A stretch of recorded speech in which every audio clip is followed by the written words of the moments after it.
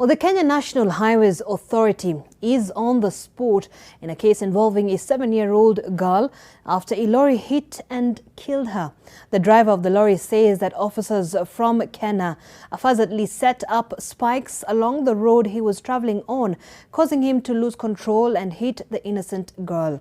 Both cars have since been impounded pending investigations, and as Kenha Kirori reports, the family wants answers and justice as they prepare to lay their only child to rest.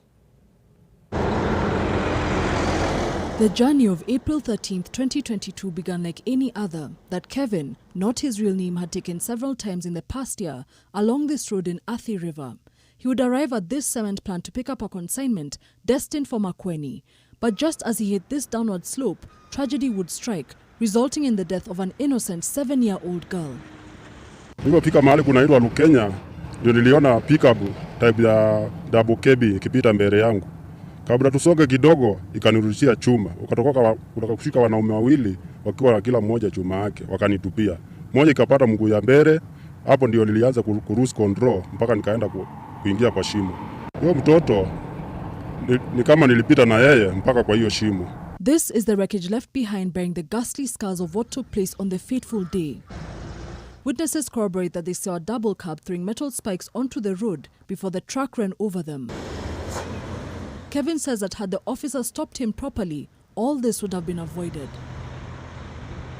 This photo, taken on the day the accident happened, shows Good Samaritans helping Kevin out of the lorry, an event he says he would rather forget as it still traumatizes him to date. Hiyo jambo inaniuma kwa sababu ni mtoto kama ule wangu. Na ni accident ilisababishwa na mtu binafsi, sio mimi. Si dereva. Kama ni askari, wafae uniform. Waone kama ni askari, wasimamishe gari. Hata kama wasimamishi, wachukue namba, gari iko kwa barabara na wataiona. Kwa nini watupe chuma? So from up the slope, the truck then traveled about 700 meters to 1 kilometer to where I'm currently standing, which is where it ended its journey. The young girl and her mother just happened to be passing by, and the truck hit the young girl, ultimately ending the life of the 7-year-old girl. This phone footage, also taken a day after the incident, shows the mother of the young girl, Virginia Macau, talking about the tragedy she suffered watching her young daughter, Amani Macau, die right in front of her. Lori ilikuwa na speed sana. Yes. Na ikatupata. Hata mimi nilikuwa nikufa na mtoto wangu. Na nikajirusha. Na mimi kama mzazi wa Amani nataka haki ya mtoto wangu. Nilikuwa na mtu mmoja, sina mwingine, ndio wa kwanza. This car, registration number KDG 075K, was carrying the officials on the fateful day. It has now been impounded at the Athi River police station, as has the lorry. The double cabin is registered to a construction authority, which leased the vehicle to Kenha. But those within the trucking sector say that this is not the first time they have been victims of unwarranted harsh actions by the authorities. Sisi huwa tunasikia kudhulumiwa. Bado pia kuna watu ambao huwa wanafuata na hao maafisa ambao wanafanya kazi na Kenha.